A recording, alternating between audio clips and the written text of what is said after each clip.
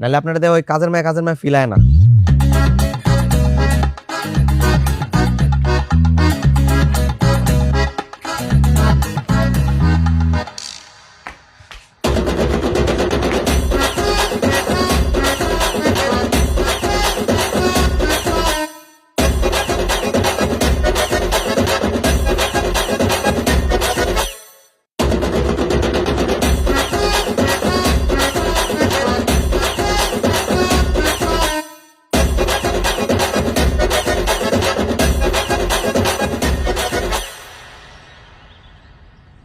এমন বাপ করে আটটাছেন মনে জীবন খালি ভাই আড়েনি নাই, এমন কুয়ারা করেন কি লেগা?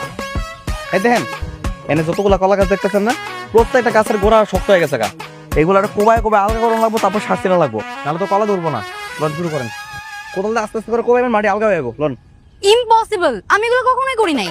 ঠিক আছে, এখন আপনার উকিল দেখ কইতাছি, শর্ত বাতিল।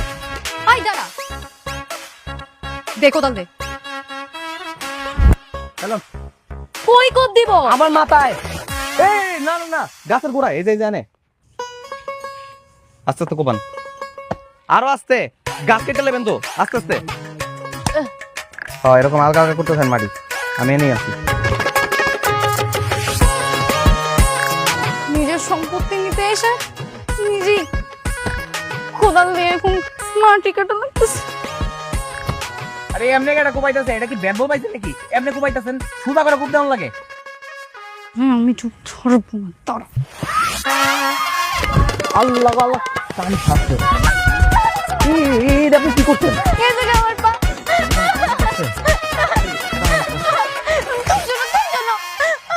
আরে বাবার এত বড় ব্যথা, মনের পায়ে তেজ কমে না।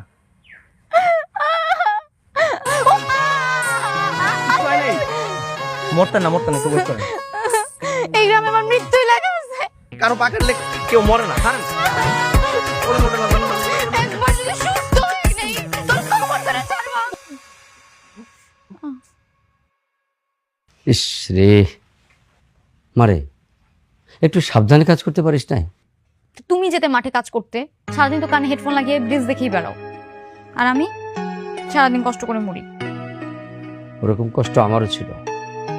সারাদিন যখন কষ্ট করে টাকা রোজগার করেছি, আর সেই টাকা তুই উড়িয়ে বেড়াইছিস, গেম খেলেছিস, লেখাপড়া না করে ফেল করেছিস, তখন এরকম কষ্ট লাগছে।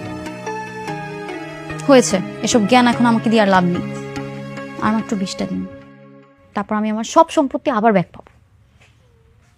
থাক ম্যাডাম, আপনার কোনো পরিশ্রম করা লাগবে না।